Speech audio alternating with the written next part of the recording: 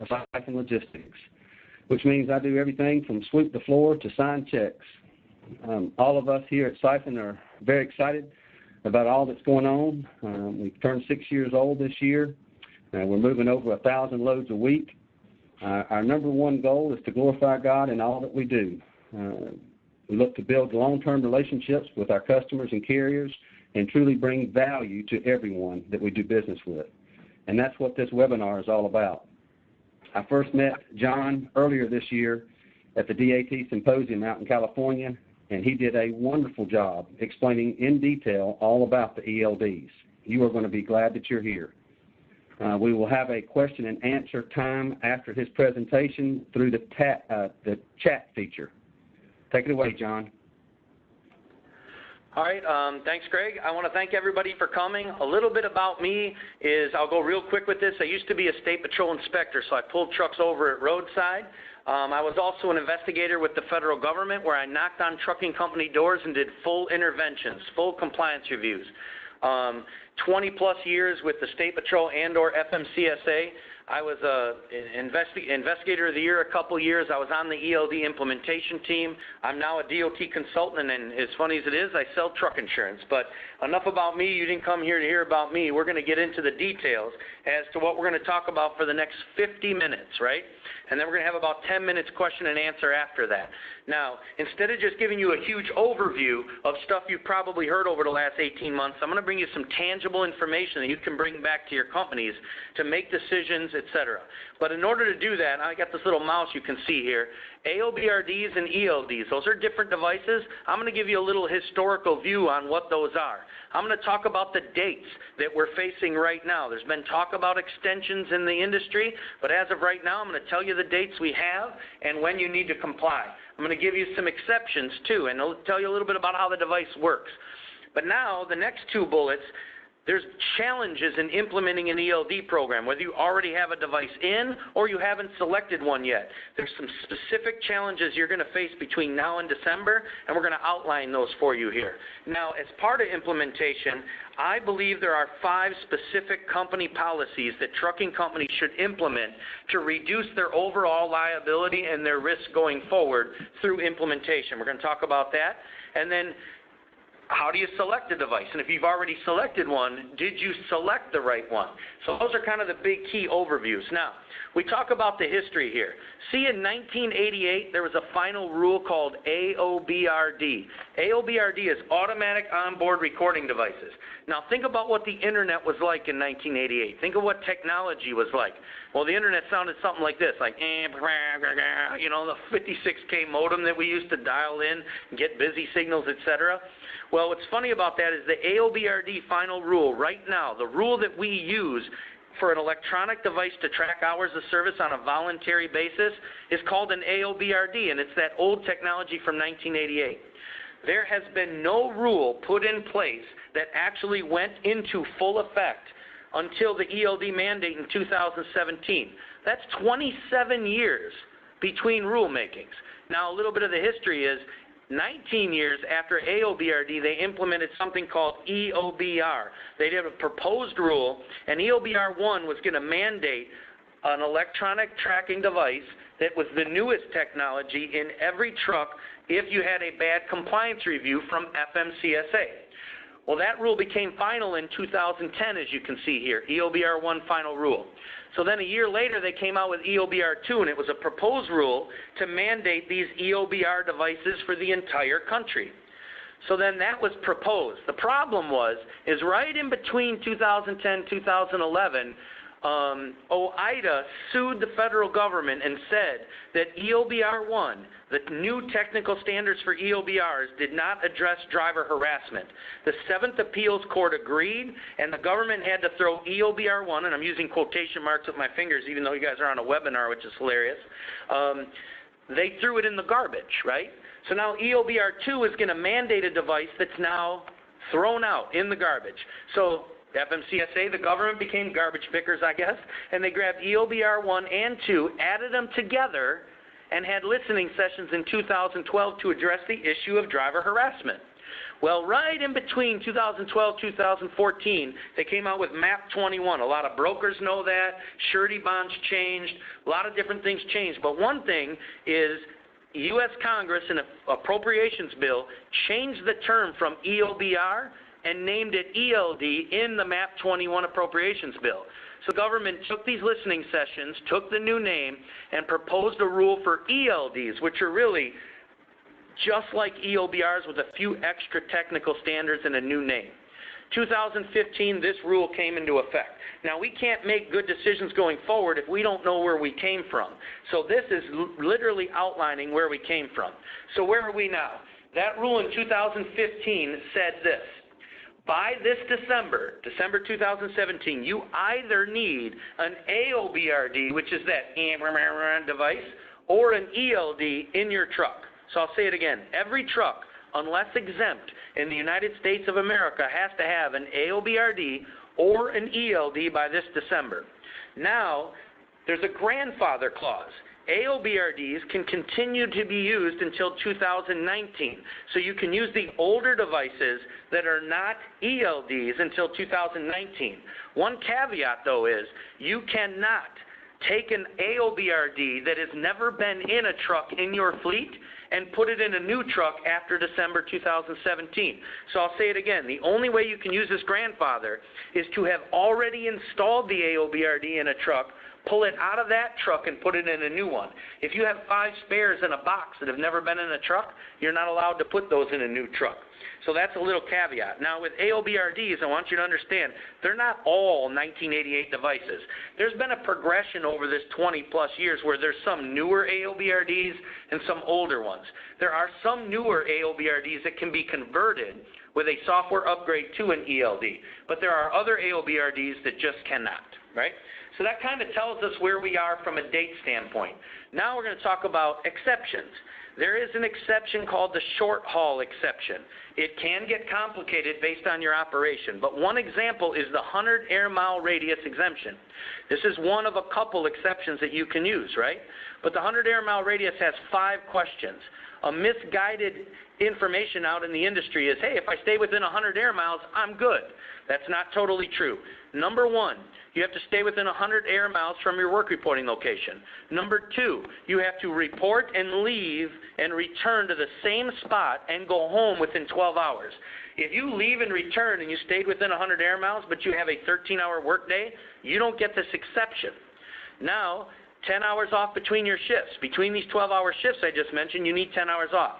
You cannot drive more than 11 hours in this 12-hour period. Now, crazy. If you're only going 100 air miles, how are you ever going to get to 11 hours of driving when you're only going 100 air miles in a 12-hour period?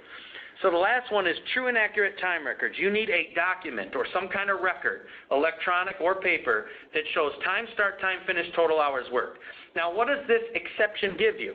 If you answer these 5 questions correctly on a given day, you do not need a paper logbook that day. I'll say it again. Answer these right, and you do not need a paper logbook that day. So now, the way that this works with the ELD, as long as you don't need a paper logbook more than 8 days in a 30-day period, you don't need an ELD on a driver-by-driver basis. Here's a good example. In a 30-day period, your driver asks these questions for 30 days, and 5 times he answers them wrong, improperly, any one of the 5. He would need a paper logbook 5 days out of 30. The rest he'd be exempt. Well, 5 is less than 8, so he doesn't need an ELD. The next 30 days, though, he has 12 days where he answers them wrong. Well, 12 is more than 8, so now he needs the ELD for the whole 30 days. That's how a company can manage not needing an ELD under the short haul exemption. Drive away, tow away, this is a brand new truck, that's a brand new truck, that's a brand new truck. You shouldn't have to put one in, deliver brand new trucks, and then yank it out. So that's exempt. The next one is engineer before 2000. Now, early on, it was model year, model year, model year. Well, they changed that in the last few months under interpretation, and now they're saying engineer, engineer, engineer. So if your engine is 99 or older, regardless of the model year of the chassis, glider kits in the industry are an example of where you would see a 99 engine in a 2015 chassis. Those are now exempt. ELDs are exempt if the engine year is pre-2000. So I just covered a little history, who's subject, some exceptions. Well, now, how do these things work?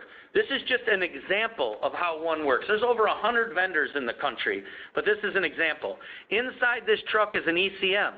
The device, which in this case with mix, there's two pieces to it, but the device connects to the engine. And the engine tells the system when the driver's moving, right, and where his location is.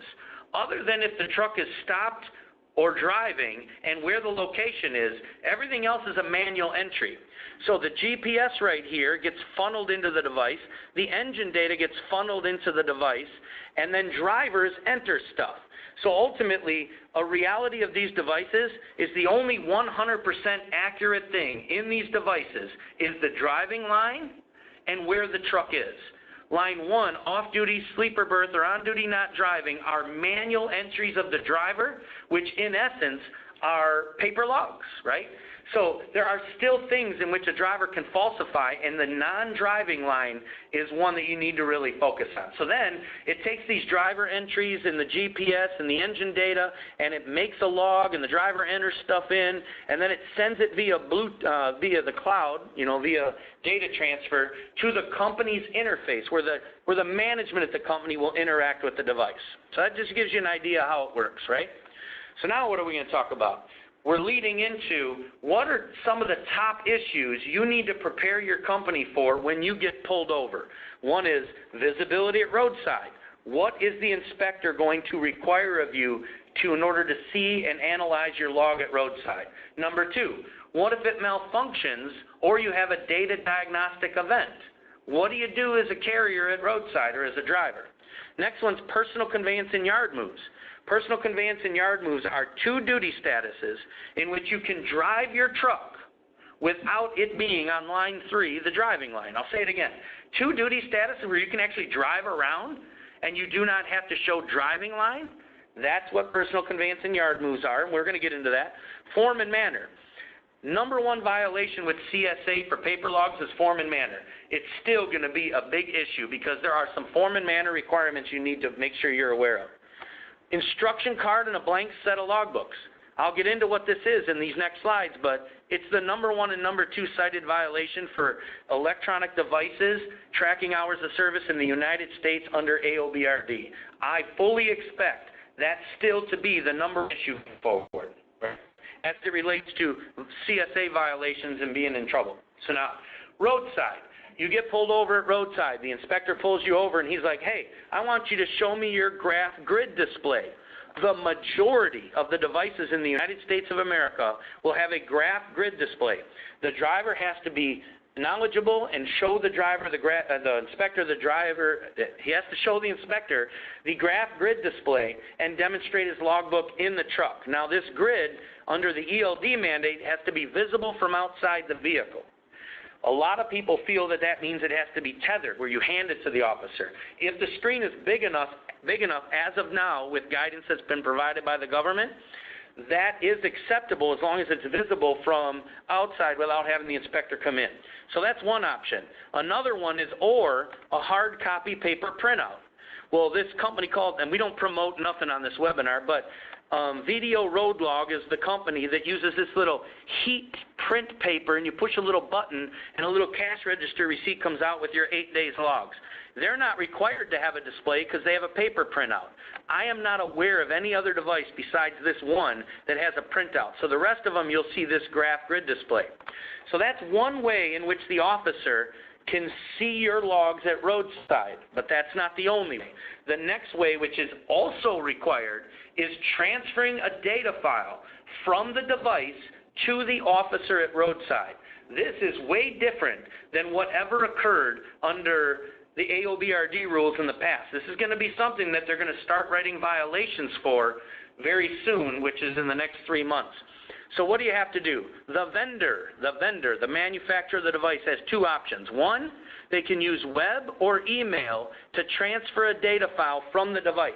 The second option is Bluetooth and USB. Most vendors are doing web and email, but some are doing Bluetooth and USB. Now, what is this data file? Every ELD has to be programmed in a universal way, so the data file that comes out of the device can be read by the officer's software program called ERODS. So then an officer doesn't have to learn 100 devices. He can simply transfer the data file. It gets imported to his ERODS program, which this screenshot here is actually the ERODS program the last time I had access to it. It hasn't been published to the public, but this is what it looked like a few years ago, right? So the officer will take the data file, upload it to the ERODS software, and whether it's an Omnitrax or a PeopleNet or a Mix or a Rand McNally or Geotab, no matter what the device is, the inspector will see the same screenshots because the data file is universal, right? Drivers have to be able to know how to transfer this data file at roadside, and we're going to cover it later, or they're out of service, right? So 2 things at roadside, display and data transfer. Now what next? What happens if the thing malfunctions? It's not working right. Well, they're now calling this term ELD malfunctions, and they also have a term called data diagnostic events. Under AOBRD, which is the old devices, they actually called them sensor failures. The term sensor failure no longer exists in ELD. They broke a sensor failure into what a malfunction is and what a data diagnostic event is. Just so you understand for the purpose of this presentation, a malfunction is a more serious issue. A data diagnostic event is a less serious issue. You only have to do what I'm about to say for ELD malfunctions. Data diagnostic events can be handled differently. So, what happens if you have a malfunction, right? The driver must immediately complete a paper log for the period of malfunction until the device is back up and running. Could be an hour, could be 2, could be 5, could be 8. Heck, could be 8 days, which we'll get to. Now, what does the driver do for the previous 7 days? He fills out a paper log from the period of malfunction going forward, but the previous 7 days, he either needs to reconstruct the logs for the whole 7 days using a paper log like you see here. Well, that's hard. How do you reconstruct logs from 7 days ago? You would ask the company official for the GPS report. The company official would give you this, and then you'd try to do your best. Next best option is possess them, meaning call the company and have them email you a PDF of what's in the system already. You can print them, sign them, and then possess them, and then fill out a paper log going forward. The next one would be accessing them, meaning your device still works for accessing what you've already done, but it's no longer working because it's malfunctioning going forward. So you would just show the officer what's in your system for the past, and then give them the paper log going forward. So we have 3 options: reconstruct, possess them from the company, or access them. Now, how long can a device malfunction for? No more than 8 days. If the device is not repaired and back up and running within 8 days, you are out of service when the out of service criteria hits, which we'll talk about, right? Now, FMCSA can grant an extension, but I don't know how many of these are they going to give to the same vendors that continue to malfunction and not provide the ability to be repaired within 8 days. Now, data diagnostic events need correction, but they don't rise to the same level as an ELD malfunction. So we've covered a couple things at roadside. Now, the third thing, personal conveyance and yard moves. Again, these are duty status where you drive, well, not in the driving line. Personal conveyance is you drive in off-duty status. Yard miles is you drive while in on-duty not driving status. Now, there's a lot of gray area in these two. And FMCSA in the rule, basically what this paragraph said, you know what? We're not really interested in putting specific times and specific distances in the ELD rule. We'll figure that out later. So what we have right now is what the rule has always said regarding personal conveyance and yard miles. So now we're going to get into that. What does personal conveyance see? A driver can push a button in his ELD, noting that he's under personal conveyance under the following circumstances. Number 1, he has to be relieved of responsibility for performing work by the trucking company, the motor carrier, or the construction company, whatever it is. Number 2, you have to go short distances. So relieved of responsibility, short distances. Just as that paragraph said, They did not define short distance. That's relative. So as we get into policies later, I'll explain what you need to do with short distance, but it does not explicitly state in the guidance or the regulation what a short distance is. The next one is you cannot operate a laden CMV. That means if you're not working and you're going short distances to lodging and motels and restaurants and you have no freight in the furtherance of any commercial business, you can actually push a button in the truck and drive in the off-duty status, but it better meet these criteria. So now, that's one example, driving while off-duty. Now this is driving while on-duty not driving. This could save you for your, it could help in your 30-minute break, it can help in your 14-hour workday, it could save hours towards your 11-hour driving. And here's how it works. Yard moves. You can only drive on-duty not driving under yard moves if you drive on a non-highway.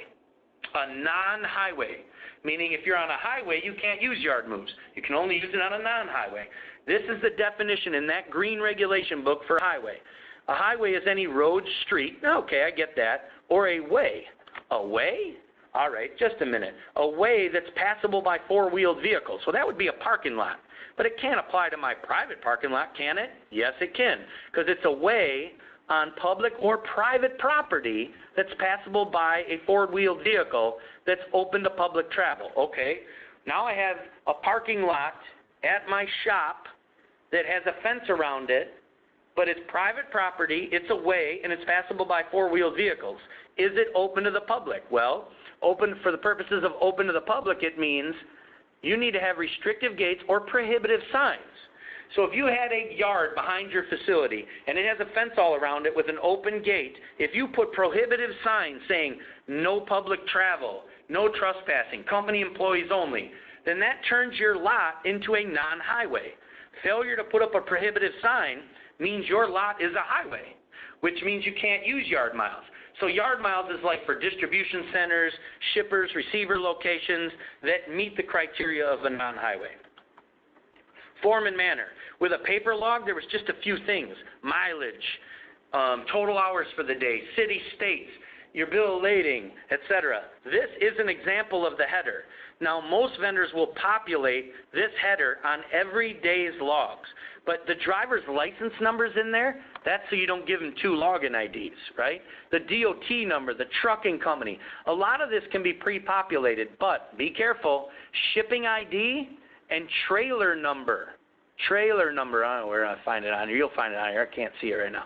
But trailer number and shipping ID are generally manual entries unless you have a dispatching system that will populate them automatically into the header. So this is going to become a huge violation for CSA at roadside. Driver's failure to fill in all aspects of the header. So now, what else do we got? Number one violation nationwide for AOBRDs. This regulation that the driver needs a manual, i.e. an instruction card, which is this, and a blank set of logs in case it malfunctions, was written in the AOBRD rule. So since 1988, inspectors all over the country have been writing up voluntary AOBRD motor carriers for not having an instruction card and a log. It has turned out for decades to be the number one cited area for those companies that voluntarily put AOBRDs in. The regulation's the same. One violation. So interest right from day one, right? If you teach them good habits right away, you're better off. So now the next slide is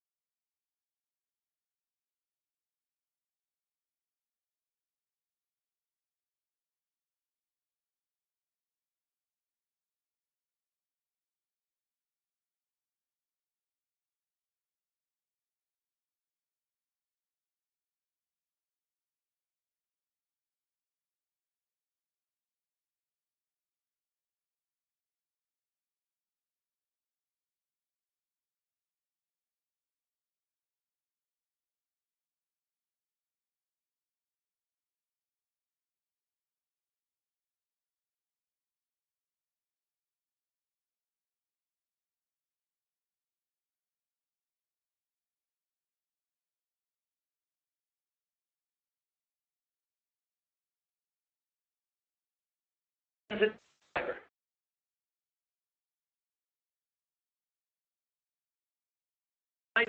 So they changed unassigned driving and unidentified driver is the same thing. What happened here? Whoever drove truck 3373 on 10/5 and 10/6/2015 had a trip from Ohio to Pennsylvania, and they were not logged on the device. So what did their log look like? Very interesting is this is the period right here that shows midnight was, hey, I'm in Ohio. The duty status at 9:31 a.m. is, hey, I'm in Pennsylvania. There's no driving in this duty status, but it's 518 miles apart. Hold the phone. How did the driver move 518 miles considering there's no driving time? Well, he logged off and drove. So he really drove 518 miles even though the log doesn't show it. Then he logged in and drove all day. Then he pushed a button in there to get a 16-hour exemption, which is a whole nother hours of service issue, but you can't use the 16-hour exemption in this scenario for those on the phone that understand what is in the 16-hour exemption. So what else did this driver do? He didn't certify his logs, plus this S is sensor failures, meaning there were some malfunctions, which could have been forced by the driver. Who knows? Document and trailer number. No shipping ID and trailer number. I don't know what else this driver could have done to screw up an AOBRD, but he certainly did a lot. This company got a fine and penalty. So for us to think that I put an ELD in and I'm good, I can get rid of my log checker. Hold the phone. No, you can't, right? Supporting documents. Beware. Everybody on the call, listen to me a second. When I was an investigator with the federal government writes a lot of cases for false paper logs. They take a log, compare it against documents, the driver falsifies, they issue fines and penalties. The likelihood of those issues happening in the future are not gone, as I just demonstrated, but they're less likely because it's easier to get caught with an ELD. So now, it's always been the case, but motor carriers have to collect documents within 13 days. I'll say it again. A motor carrier has to collect all supporting documents within 13 days. If you don't collect them within 13 days, that's a critical violation that could result in a conditional rating during an FMCSA review. If I were an investigator and I can't find as many false log cases, you better believe I'm going to start focusing on whether you're collecting these documents within 13 days. Now, why do you even need to collect them? Because you have to check the non-driving statuses for falsification, right? So what is a supporting document? Something that identifies the driver, date, vehicle, location, and time. But 395.8 in the regulation has a guidance question as to what a supporting document is. I suggest everybody go there and identify all your supporting documents and make sure that by this December you start collecting within 13 days. All right, well, you really should have been doing it all along. That's a joke, too. All right, so now next, vehicle motion. At what point does the vehicle switch from sleeper, off-duty, or on-duty to the driving status automatically with the engine? And in the ELD rule, the answer is 5 miles an hour. That means, now what I'm about to say is illegal.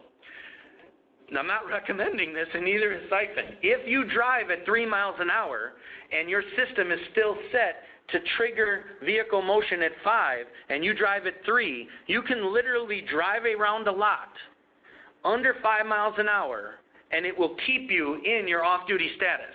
Now, is that legal? No. If you're going to be driving around in a lot, you should have picked yard miles if it meets the definition of a non-highway. Or you should be picking personal conveyance if you meet the personal conveyance definition. When can you drive your truck if you're not personal conveyance or yard miles? Without it switching to the driving line? If you need an ELD? Never. So why they set it at 5 miles an hour is beyond me. But you guys on the phone, I suggest you set it at 0, or you're going to get people potentially manipulating this 5 miles an hour. So then you need your log checker to make sure they don't. Now here, anybody on the call, and I won't say what device, but there is a device out there right now that allows you to set this at like 30 miles an hour and 10 miles, right? That's a long distance and a high speed. Now, at some point, that device is going to have to upgrade to the ELD mandate, which means they're going to set it at 5 miles an hour. If you have a device that's set higher than 5 miles an hour right now, I would change it to 5 or less now. Don't wait for them to update their software, and then all of a sudden your driver's like, what's going on, right? So this is something you really need to consider, vehicle motion. The next one is 395.2, question number 30. In the Green Book, under the guidance, it actually says that text messages, emails, instant messages, or other things through the management system, if a driver is required to repeatedly respond to these, then it's considered on duty. So basically, if you have a driver that is sending work-related messages to dispatch during mandated breaks, an investigator can look at the messages and then tell you that the log is false because you used the wrong duty status. So we need to train our drivers and our dispatchers that when a driver's on a mandated break, leave them alone, right? Don't demand responses, because if they do, that could cause us trouble. So this is the guidance. Is that considered on duty? Yes. The driver cannot be required to do any work during a 30-minute break or a 10-hour break. For the purpose of this guidance, it says repeated. That means more than once. I'll tell you what, a better policy is no messages of a work-related nature when you're in an off-duty status, period. So now how are edits handled? Under AOBRDs, lots of trucking companies forbid, right? Lots of trucking companies forbid drivers from editing their own log. Well, about a year ago or so, they came out with a Federal Register under AOBRDs that you can't forbid drivers with AOBRDs from editing their logs. In the ELD rule, it says you must let drivers edit their logs. Now, they can edit every single piece of their log other than the driving status and or locations, because those are the automatic things that come out of the log. The rest of it is a quote-unquote paper log, which means you have to allow the driver the option to make changes if they make a mistake. A common mistake would be the driver finishes his workday, forgets to log off, goes home, comes back 12 hours later, thought that his log would say he's off for 12 hours. Uh-oh, it said he was on duty not driving, because it defaults there if you don't pick a status other than that, right? So the driver's like, uh-oh, what do I do? My thing says I'm over hours. It shows 12 hours of on-duty not driving when I was home off-duty. Well, the driver can edit that up to the off-duty line, right? So that's what edits are, and we need to make sure we control that. So now we've covered a couple things, right? We've covered roadside and intervention. Now we're going to kind of jump back to roadside with this out-of-service criteria. A lot of people are like, woohoo, we got an extension of the out-of-service criteria. We're good to go till April 1st, 2018. Well, that's true. If you violate any one of the standards I'm about to say, you do not have to get shut down at roadside. They'll let you leave, violating some of these ELD rules. However, starting in April, these are the out-of-service conditions. Now, that doesn't mean you can wait till April to put it in, because you're still going to get tickets. You're still going to get violations of your CSA score. And last time I checked, the majority of companies get pulled over at some point. So are you really going to not put them in by December knowing you won't get shut down? That's the same as like running violations of lights that don't work just because they're not out of service.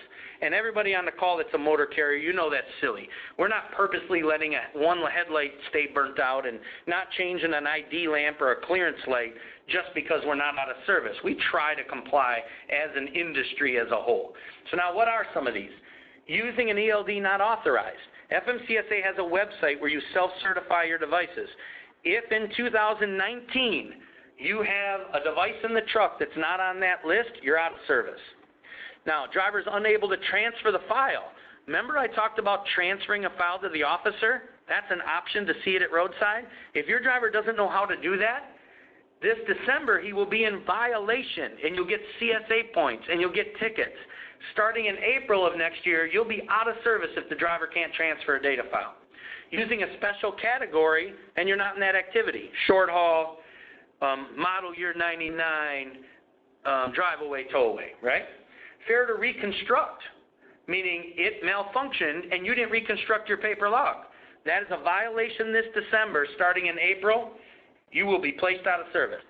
Fair to repair in 8 days. Remember I said you better pick a vendor that can get it repaired? If you don't repair in 8 days and you don't get an extension, starting this December, violation. Starting in April, out of service. No record of duty status because you failed to log in. Or it's false. Remember the unidentified driving with that example I gave you, right? That driver failed to log in and had a false log. He will be out of service in April but violated this year, right? Now let's say not equipped. This December, some trucking guy goes, you know what, I'm anti-government, I ain't putting them in, right? Inspector says, where's your ELD? He's like, I don't care, give me whatever you got. Well, this December, here's your ticket.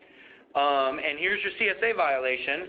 Come April, he still hasn't put one in. Here's your ticket. Here's another CSA violation, and you're out of service. Now, when is he back in service? When he installs one at the scale. They're not going to let you go in an out-of-service condition at the scale. So starting in April, if you didn't put one in, you're going to be out of service at roadside. So now, policies to implement. We talked a lot about the background and the history and who's subject and exceptions. We did cover personal conveyance. We did cover yard miles and messaging and vehicle motion. So now I'm going to tell you, and I say there was 5, but there's actually 6. Personal conveyance. I compel everybody on the phone. If you need guidance on this, give me a jingle. Send me an email. But personal conveyance, you must meet all 3 elements. You should have a personal conveyance policy that says, driver, you are relieved of responsibility for performing work as long as you go short distance. The government doesn't define short distance, so your company policy should define it. You should say no more than 30 minutes or an hour or 10 minutes or 10 miles, whatever you think as a company is reasonable. Put some barriers on the driver. Say, you are only relieved if you stay within this mileage. If you go outside this mileage, you're no longer relieved. You need relief from the motor carrier in order and to go short distances. Now, the last piece in your policy is you must be unladen. You must have no freight.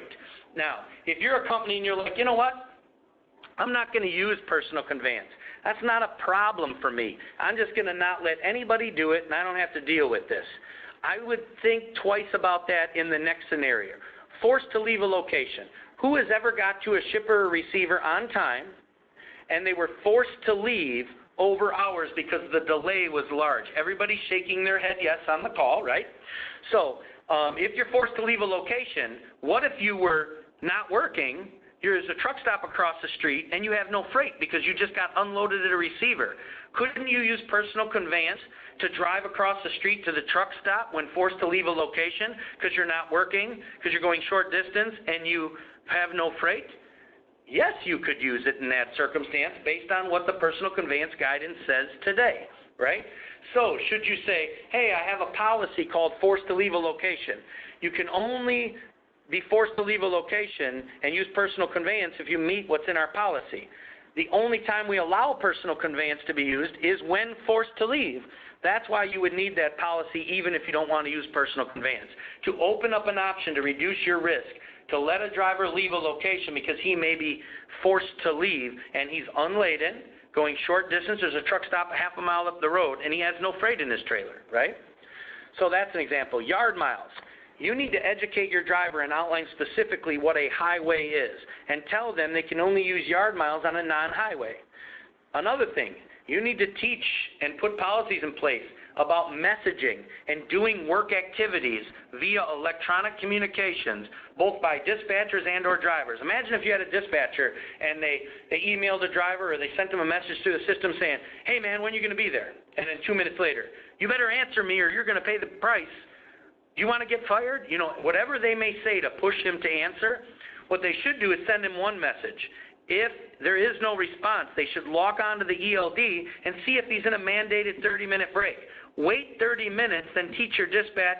That's when you ask him these questions and solicit a response. But don't demand responses during off-duty periods. That's what your messaging policy should have. Now, if you set that vehicle motion at 5 miles an hour, which is the minimum standard, right? You can go to 0, but some devices won't even let you go less, right? You better educate the drivers that, listen, if you're going to drive your truck at a shipper location, you better be yard miles or personal conveyance. We are not going to allow you to drive 3 miles an hour around the yard dropping and hooking so we can keep you on our off-duty status. True story. I was hired as a consultant to do an investigation of a fatality. 5 days before the fatality, even though it wasn't the fault of the truck driver, 5 days before the fatality, the driver had moved for about 7 minutes over a 10-hour period at a shipper location. They grabbed the GPS report and said his log was false at roadside. I couldn't fight that because you moved around in work-related activity during your 10-hour break. So then they said he was false and out of service at the time of the crash 5 days later because 5 days earlier he moved around. This vehicle motion is a bigger thing than you think. Now, discipline policy. What if a driver logs off and drives, and it's evident in his logbook? What if he is improperly selecting duty statuses? What if he doesn't do his form in manner? What if he gets pulled over for no instruction card and a blank set of logs? You should have consequences for those actions, so we recommend a discipline policy. So now we've gone through some of those policies. Now to go back to the coercion rule, when you're forced to leave a location, there are circumstances in which a driver can file a federal complaint against a shipper, a receiver, a freight broker, or a motor carrier. I'll say it again. The coercion rule, which came out in January of 16, it's been around that long, and people have already done this. Drivers can file a complaint against a shipper, receiver, broker, or a motor carrier. What I recommend is, because we don't have time here, go to siphonlogistics.com/news or look on their main web page. There's a link to these ELD presentations. We did a shipper-based presentation for Siphon, and we go in depth on the coercion rule and what makes that up. I recommend everybody go there and check that out. So now, selecting a device. We got about 7 or 8 minutes. We're on perfect timing. Selecting a device. On FMCSA's website, there is a self-certified ELD list. I didn't say it was self-certified. This is a screenshot from FMCSA's website making it clear that the vendors self-certify their devices. Basically, they say, our device is an ELD, they're on the list. Now, there's a little more to it. They got to turn in their manual. They got to show a picture of it. They've got to add some other things. But in essence, government is taking their word that it's actually an ELD. All right? So now, that's the list of certified devices. Selecting a device.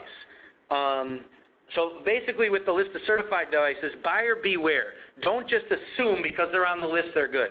So now when selecting a device, you got 2 options that are main selection criteria. One is the driver interface. The screenshot you see here is many driver interfaces. This is a hardwired computer that is designed to be an ELD. This is a phone or a tablet with a little puck that communicates via Bluetooth. So you can bring your own device or you can have a hardwired computer. This is hardwired, this is hardwired, this is a bring your own device.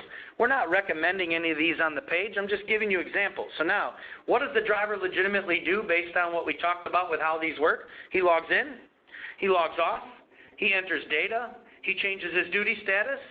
Those are basic entries he needs, right? He has to know how to transfer a data file. The driver will spend 99% of his time on this part of it. So you as a company, do you want to pick a device based on what the driver wants, even if where you're going to spend most of your time is inadequate or not up to speed? You need to consider both. Where is the driver working, but where am I working? I would spend more time on where am I working. This is a company interface, right? Data is coming from the engine, from the log, from GPS, etc.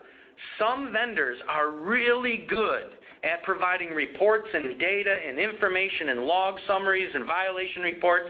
Other vendors are not so good at it.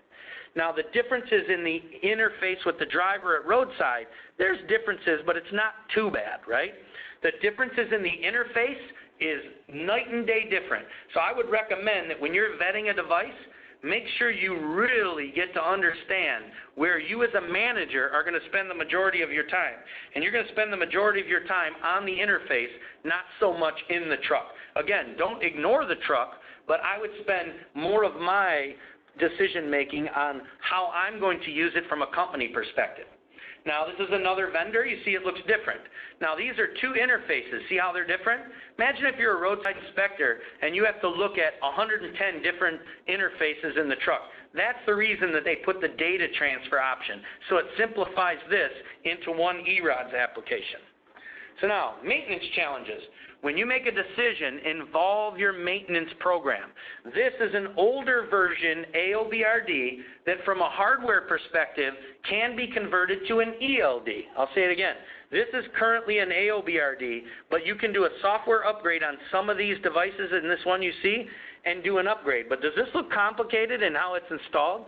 This MCP50 used to take like an hour and a half to install. It's an older version of a newer device they have, same company, that only takes about 20 minutes to install. So they got rid of the hour-and-a-half device, and now they have one that takes 20, 30 minutes, right? So they saved you about an hour. That's easier to repair, it's easier to install, it's easier to troubleshoot. So I recommend that you involve your maintenance program in the installation of this, because it could be a great driver interface, it could be a great carrier interface, give you all the stuff you want, and it drives your maintenance program mad. And you know how hard it is to keep our trucks up, and maintenance hours are a limited resource, right? So now, bring your own device is an easier install, but it also has its challenges. Here you'd have a tablet, a little puck that connects to the engine, speaks via Bluetooth. Generally, these tablet systems are 20 minutes, 10 minutes, 5 minutes, half an hour, depending on how you install it. But there are advantages and disadvantages to bring your own device and or a dedicated computer, which is for another day, right?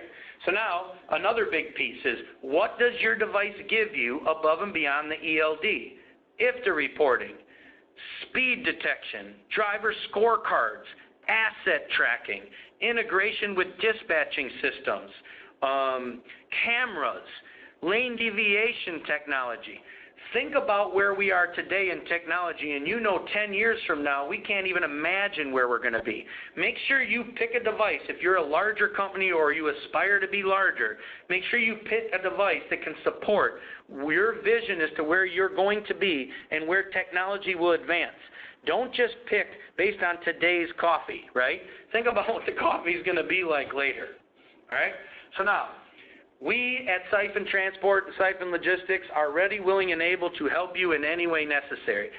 They have me on retainer. If you have questions, you can cycle those through Siphon Logistics. If they can't answer them based on the training that we've done together, I will certainly be there to answer your questions and help out, or you can call me directly. I think my contact stuff is in your little waiting room there. So without further ado, I'm going to pass it back to our team here, and we're going to answer any questions that came in. Great job, John. I told everybody at the beginning of this you were going to be glad that you were here, and you did not disappoint. Thank you for that wonderful information.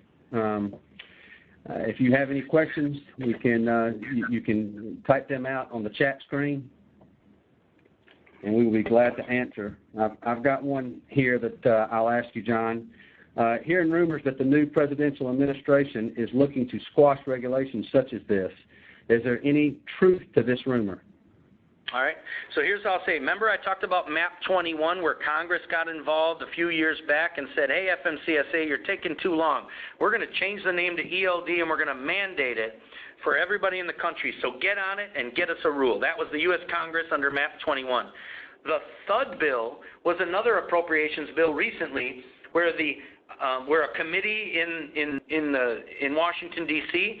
proposed a rider to delay the mandate, which is funny because just a few years ago they were mandating it. Now they're trying to delay it. That did not gain traction and hasn't been gaining traction. And then they had the ELD mandate Extension Act of 2017. On the same token, that didn't gain traction. So as of right now, OIDA and other groups have not given up. They're still trying to get a delay, and I can't predict the future. But two main pieces of legislation have not gained the traction that had been hoped. And, either dead or almost dead is where they stand at the present time. So you can roll your dice any way you want, but I think that it's probably in your best interest to jump on board at this time. I would agree with that. Another question. What if a driver forgets to change his status from on duty to off duty? Can he edit the log before it is submitted? Yep, I think I said that earlier, that every driver can edit his log unless it's driving time. You can't edit driving time, but every other duty status you can edit. One caveat to that is you have to certify all edits, right? Or you can have the motor carrier support personnel edit your log for you, but then you still have to certify that those edits are correct. Now, one caveat to editing driving time, team drivers, I'll say it again, team drivers, with a co-driver situation, they can edit driving time as long as they mutually agree to swap the driving time. They would do that because they're both logged in, one was active, one was inactive, and one driver forgot to switch as the active driver. So they allow team operations to mutually agree and swap driving time within a log as long as they're both logged on as co-drivers. So go ahead. All right. Next question. How does a company ensure the driver is relieved from duty at the end of a shift to ensure that the driver is off duty or on personal conveyance? All right, so let's talk about the carrier, right? You know if he's working for you or not, relieved of responsibility for performing work. You know if he's working for you. Your GPS will show how far he went and where he went. You can see if he went to a restaurant or if he pushed personal conveyance and went to his next loading site. If he goes to his next loading site, well, that's in the furtherance of your business. If he goes to a restaurant across the street, it's not. So you know when he's working. You should know. He's your driver. You should know the short distance, and if you have dispatching systems or even know where his delivery points are, you'll know whether he unloaded at a specific spot and when. So you can monitor this through your log checking program to see if a driver erroneously used personal conveyance. And then when it comes to yard miles, you really need to just make sure that the facilities you go to qualify as a non-highway. Don't let drivers use yard miles in facilities that don't qualify as a non-highway. So ultimately, those are the two situations where you'd be outside of driving, and you should be able to monitor that on the back office end. Okay. Bill has just made a statement that he lost sound for a while and wanted to know if he could get a copy of the webinar. Absolutely, Bill. We'll send that to you. Mr. Thomas has asked a question. What is the average cost of an ELD service in the industry? I would say this, that from an upfront cost standpoint, bring your own device can be found to be cheaper from a capital expenditure upfront. A dedicated computer will generally cost you more money upfront. Now, the information that is transferred via the cloud to the web interface for the company to see is generally around the same monthly fee, could run as little as $20-some up to $40-something. You know, some are more, some are less, but within that $30 average, $35, $40 average monthly fee is where you'll see the bring your own device and the dedicated computer to get the data there. Now, the problem is a tablet or a phone requires a data plan as well. So your monthly fee overall with bring your own device is generally a little higher than a dedicated computer. So you'll spend less money up front on a dedicated, You'll spend more money up front on a dedicated computer than you will a bring your own device. But then at the same token, your monthly fees will tend to be higher with the bring your own device. Now the other piece to that is think about your phone. What's going to last longer, a desktop computer that's designed to sit on a desk or a tablet? You can make your own judgment on that. But there are advantages to either device, and I'm not going to tell you that I would do one or the other. I mean, I have my thoughts and preferences, but for Siphon Logistics and Siphon Transport, I don't think this is the venue to throw out my opinion on devices. All right. Got two more questions here. Second to the last. How do you prove that you meet the exception of not exceeding the 100-mile rule for 8 days or less than 30-day period unless you have a logbook or an ELD? All right. So as long as you don't need a logbook for more than 8 days in a 30-day period. So and the great example of that is, let's say you get a guy that's always local, and then the company says, I got an emergency, you need to go to Texas, turn around and come back the next day. Well, those will be 2 days where you need a paper logbook. The other 28 days you used a time card or you were off duty. So we get the scenario. So you have to have that paper log with you for the trip to Texas and back, and you have to keep those paper logs with you for the next 7 days. Every time you need a paper log, you better keep that log with you for today and the previous 7 days. But what do we do about all the other days? In the regulation, you do not have to have copies of your time cards with you. Many companies will anyway just have a copy of the time card, so then when they go to Texas and get pulled over, they can say, hey, I'm a time card guy, here they are. But you don't have to have them. What I recommend everybody on the phone that's going to try to use the short haul exemption, develop a one-page paper and laminate it and say something like this. We at Siphon Transport utilize the 100 air mile radius exemption short haul for this driver. This driver never exceeds the 100 air mile radius more than 8 days in a 30-day period. We can prove this if you call us, and we'll provide you documentation if necessary. But you don't even have to write that in the paper, but be transparent. please call John Seidl at blah, blah, blah, blah, blah, and he will send you the time cards and fully explain the situation, right? So make that piece of paper and give it to the driver so we don't have to have our drivers remember it all. Give them some document to explain it to the officer at roadside, especially in the beginning, that this driver is exempt and this is why. Okay. And the last question so far, does the mandate require it to default to on duty, or would it be possible to default to off duty? The mandate requires a default to on duty, not driving within 5 minutes. So if a truck driver stops and he does not select off duty or sleeper berth, it will default to on duty. They will not let you default that to sleeper berth or off duty. Okie doke. Very, very helpful, John. Thank you so much, and I'd like to thank everyone, and God bless. This concludes our webinar.